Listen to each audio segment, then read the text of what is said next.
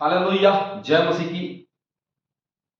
सुंदर समय सुंदर दिन के लिए एक बार फिर से हम धन्यवाद करते हैं और एक बार फिर से आज के क्लास में हम आगे बढ़ेंगे। काफी सारी मीटिंग्स इन दिनों में हो रही हैं, जिसके वजह से बहुत स्लोली हमारे क्लासेस जो हैं वो बढ़ते चले जा रहे हैं और धीरे धीरे धीरे हम अध्ययन में आगे बढ़ेंगे।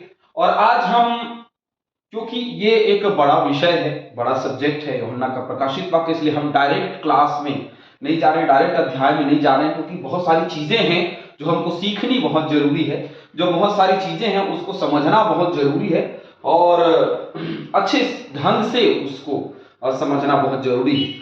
तो अब आज हम देख रहे हैं प्रकाशित वाक्य की समीक्षा। तो किन किन प्रकार की समीक्षा की जाती है ना। कुछ 6 पॉइंट में हम इस समीक्षा को समझने का प्रयास करेंगे कि किस प्रकार से सारी चीजें हैं और कैसे उसका उपयोग किताब में किया गया है। इन सारी चीजों के विषय में हम चर्चा करने वाले हैं आज। तो पहली जो बात हम देख रहे हैं वो है शाब्दिक समीक्षा।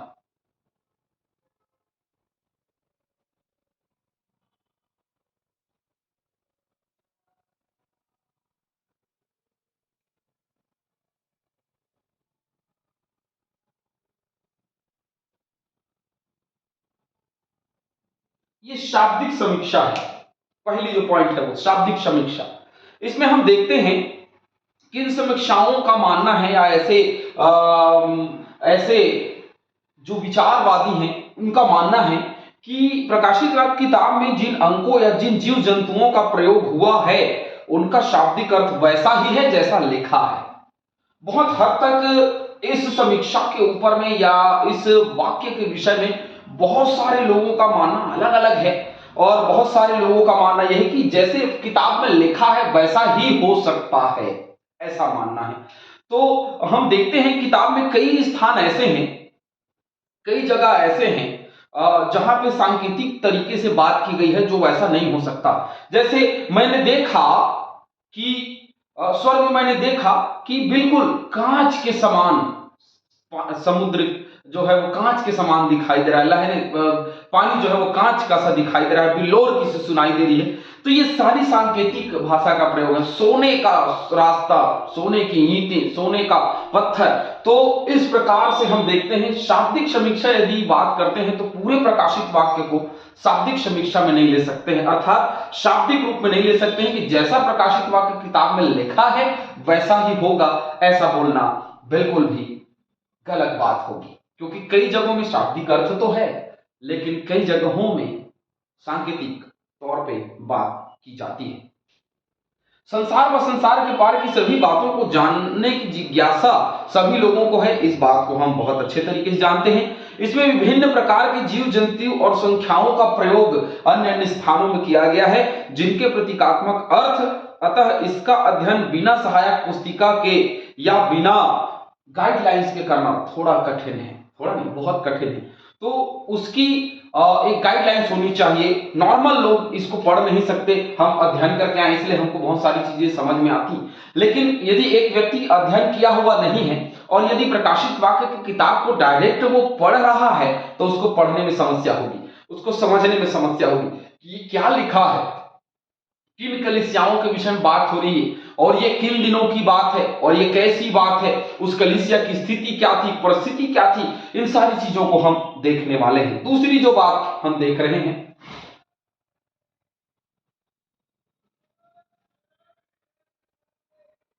अतीतवादी समीक्षा। जैसे कि आप इसको देख पा रहे हैं, अतीतवादी,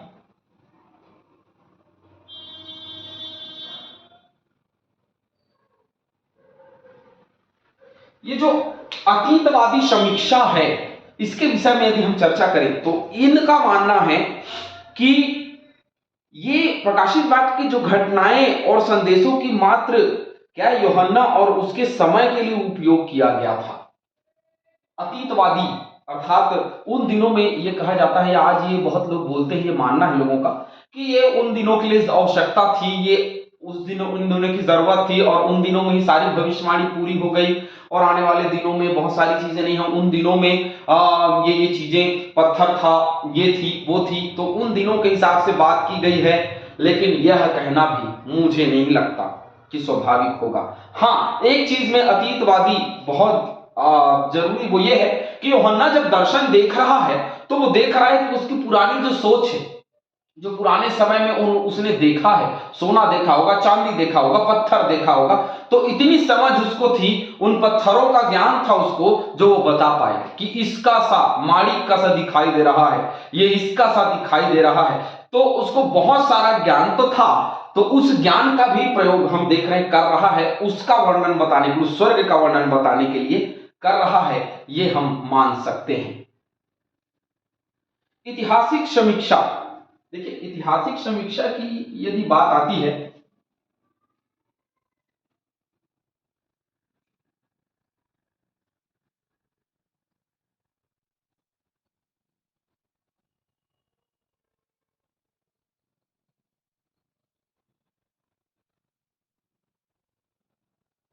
ऐतिहासिक समीक्षा की बात आती है तो इसके जो वाक्यांश करने वाले लोग हैं वो बताते हैं कि इसमें प्रभु यीशु मसीह के प्रथम आगमन से लेकर उसके दूसरे आगमन तक की घटनाओं का क्रमिक विवरण प्रस्तुत किया गया और ये बहुत सही है। ये समीक्षा जो है सचमुच में एक क्रमिक घटनाओं को हम देख रहे हैं। प्रभु यीशु मसीह के प्रथम आगमन अर्थात जो धरती पर आया प्रभु यीशु मसीह, और उसके बाद हम देख रहे हैं कि उसके बाद जो भविष्य में आने वाला है, उन दिनों के बीच की घटना है, ये ऐतिहासिक तौर पे बताई जा सकती है, ऐसा बोला जाता है। लेकिन एक चीज ये भी मानना है कि यीशु मसीह के आने के बाद की घटनाएं और यीशु मसीह के दूसरे आगमन, पहले आगमन की बात और दूसरे आगमन की बात की घटनाएं, इन दोनों का विवरण लाइन से क्रमानुसार जमा करके प्रकाशित वाक्य में लिखा गया है, यह कहना भी बिल्कुल सही नहीं होगा। लेकिन हां, यह तो है कि यीशु मसीह के प्रथम आगमन से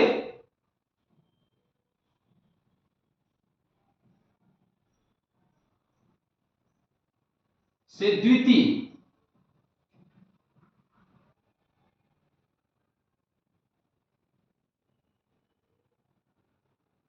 ये इसी के बीच की घटनाओं का वर्णन है, ये कहना सही नहीं है, क्योंकि ये द्वितीय आगमन के बाद न्याय तक जाता है।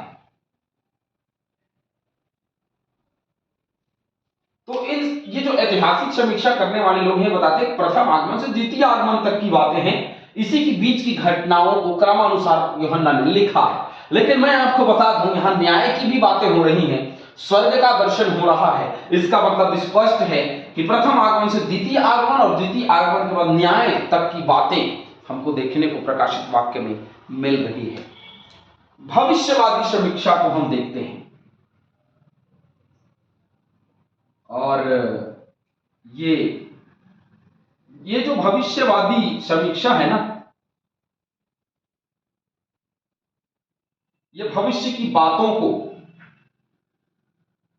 दर्शाने की ओर इंगित करता है कि भविष्य में क्या क्या चीजें होने वाली हैं, भविष्य में कौन कौन सी बातें होने वाली हैं, कौन कौन सी घटनाएं घटने वाली हैं, उन हर एक का चर्चा। ये समीक्षा जो लोग मानते हैं, इस वाक्यांश को जो मानते हैं, वो इस पुस्तक की भविष्य में प्रभु यीशु मसीह के दूसरे आगमन से संबंधित बातें हैं, जिनका यूहन्ना और उसके समय की तथा वर्तमान की कलीसियाओं के लिए कोई संदेश नहीं है। ये मानना भी गलत है।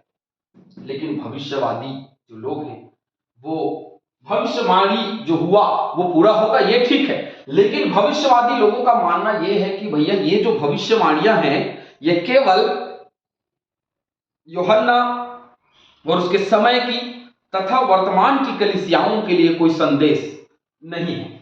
ये मानना लोगों का कि ये भविष्य की बातें हैं। लेकिन ये जो पूरी प्रकाशित वाक्य की घटना है, यूहन्ना के लिखे जाने से या उसके बताए जाने से लेकर के और जगत की उत्पत्ति से पहले से लेकर के आगे तक वो हर एक घटनाएं घटती चली गई। पाप के कारण ही न्याय का प्रबंध किया गया, पाप के कारण ही व्यवस्था का प्रबंध किया गया, पाप की ही वजह से सारी चीजें जो है वो बदलती चली गई मनुष्यों के लिए, है ना।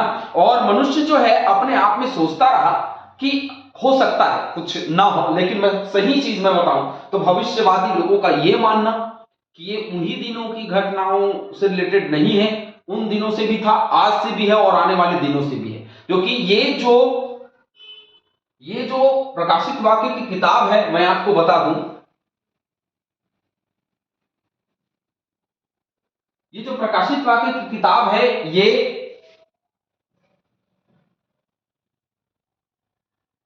भूतकाल,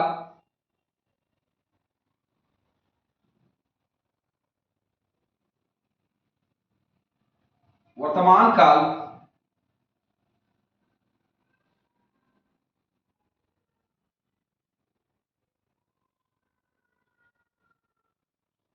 और भविष्य काल, भूतकाल वो जो बीत गया, वर्तमान जो चल रहा है और भविष्य जो आने वाला है।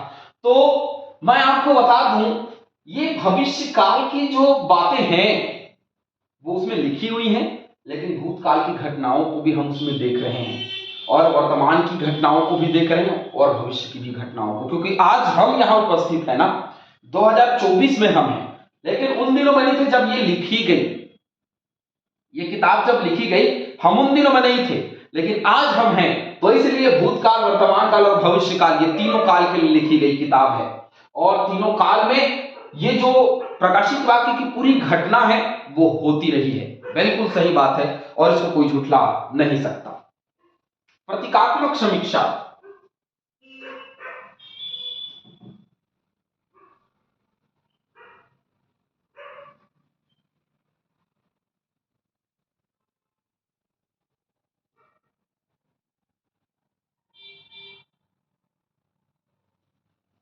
ये प्रतीकात्मक समीक्षा है। तो प्रतीकात्मक समीक्षा के जो लोग हैं वो सोचते हैं कि इस पुस्तक में उपयोग किए गए जीव जंतु, संख्याओं या घटनाओं का प्रतीकात्मक अर्थ है, इसमें कोई भी स्पष्ट शाब्दिक संदेश नहीं है। तो ये मानना भी बिल्कुल बेफुजूल है कि सारी जो पुस्तक है, मैंने पहले बताया था शाब्दिक, दूसरा है प्रतीकात्मक, ये जो दोनों हैं वो एक दूसरे का विरोध करती हुई, ये केवल शाब्दिक अर्थ ही मानती है पूरे पुस्तक को और ये प्रतीकात्मक समीक्षा ही मानती है, प्रतीकात्मक ही मानती है पूरी किताब को।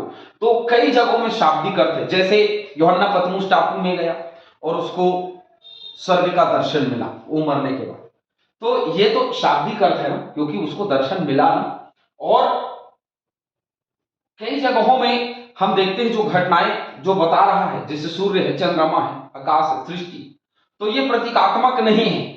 नई सृष्टि होगी, यह प्रतीकात्मक नहीं है। प्रभु यीशु मसीह का दूसरा आगमन होगा, यह प्रतीकात्मक नहीं। यदि हम प्रभु यीशु मसीह के दूसरे आगमन को प्रतीकात्मक कह देते हैं तो मुझे नहीं लगता कि आज हर मनुष्य को दूसरे आगमन की तैयारी करने की जरूरत होगी। Hallelujah, hallelujah. तो पूरी जो किताब है ना वो शाब्दिक और प्रतीकात्मक समीक्षा भी है, शाब्दिक भी है और अतीतवादी भी है, ऐतिहासिक भी है, भविष्यवादी भी है। ये जो समीक्षा है वो एक में संपूर्ण नहीं होती है। आगे देखेंगे आदर्शवादी समीक्षा।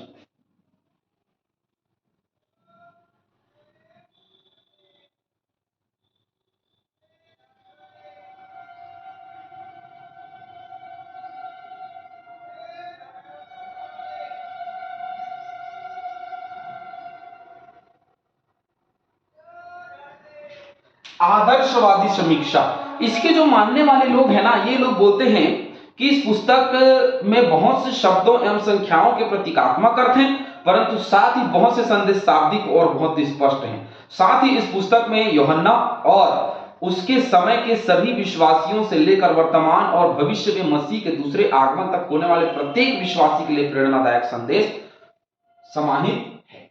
तो हम आदर्शवादी समीक्षा के अंतर्गत पूरा प्रकाशित वाक्य का अध्ययन करेंगे।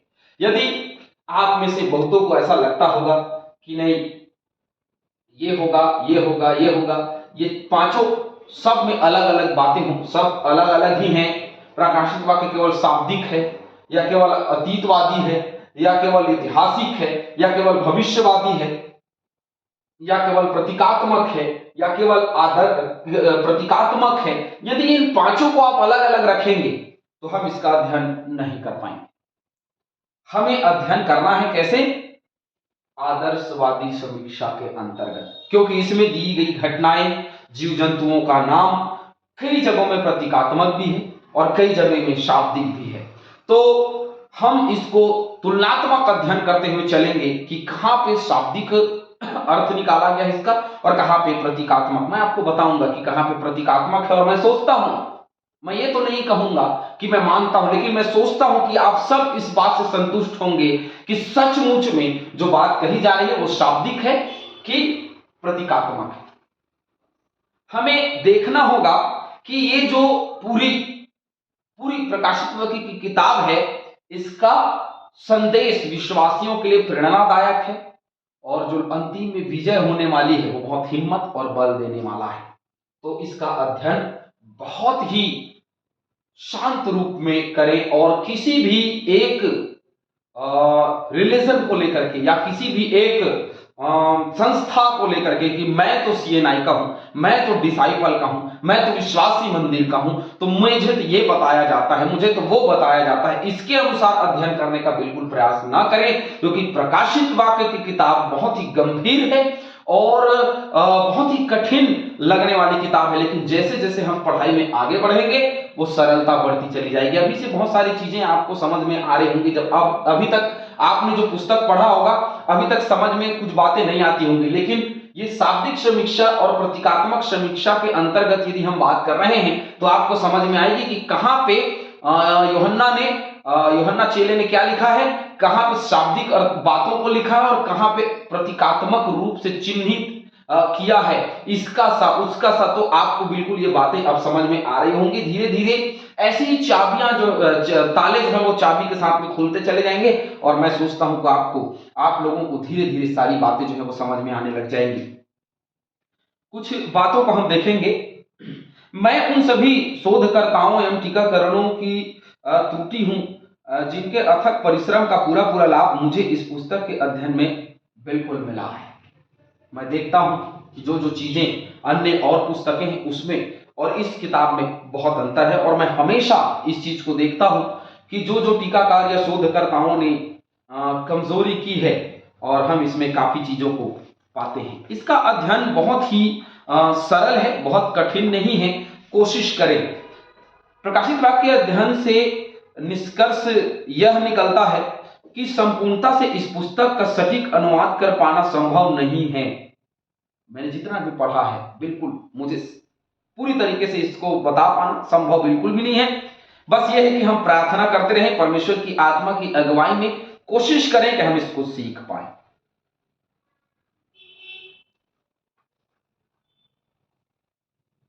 और सीख करके उसको आगे बढ़ने का हम प्रयास करें। पुस्तक की रूपरेखा या और कोई चीजें हैं उसको आने वाले दिनों में हम देखेंगे। पुस्तक की रूपरेखा भी तैयार की गई है, तो उसको भी हम देखेंगे और लिख करके हम बताते जाएंगे कि क्या है, और आप सब उसको नोट कर लीजिएगा। बहुत आराम से हम बढ़ने वाले हैं, और कल की किताब में हम उसकी रूपरेखा तैयार करेंगे और देखेंगे कि किस प्रकार इस किताब को लिखा गया। और आज हमने समीक्षा देखा कि कौन कौन से लोग समीक्षा करते हैं, और लोग सोचते हैं कि ये भविष्यवादी है, केवल ऐतिहासिक है, केवल अतीतवादी है, केवल प्रतीकात्मक है, केवल शाब्दिक है। नहीं, ये आदर्शवादी समीक्षा है। पूरी बाइबिल जो यूहन्ना की प्रकाशित वाक्य है उसको आदर्शवादी समीक्षा के अनुसार इसी सूत्र को लगा करके पूरे प्रकाशित वाक्य का अध्ययन हमको करना है। प्रभु हम सभी को बहुत ऐसे आशीष दे, और कल से हम रूपरेखा में जाएंगे और आने वाले दिनों में और भी आगे बढ़ेंगे। प्रभु की महिमा, प्रभु की स्तुति हो। आमीन।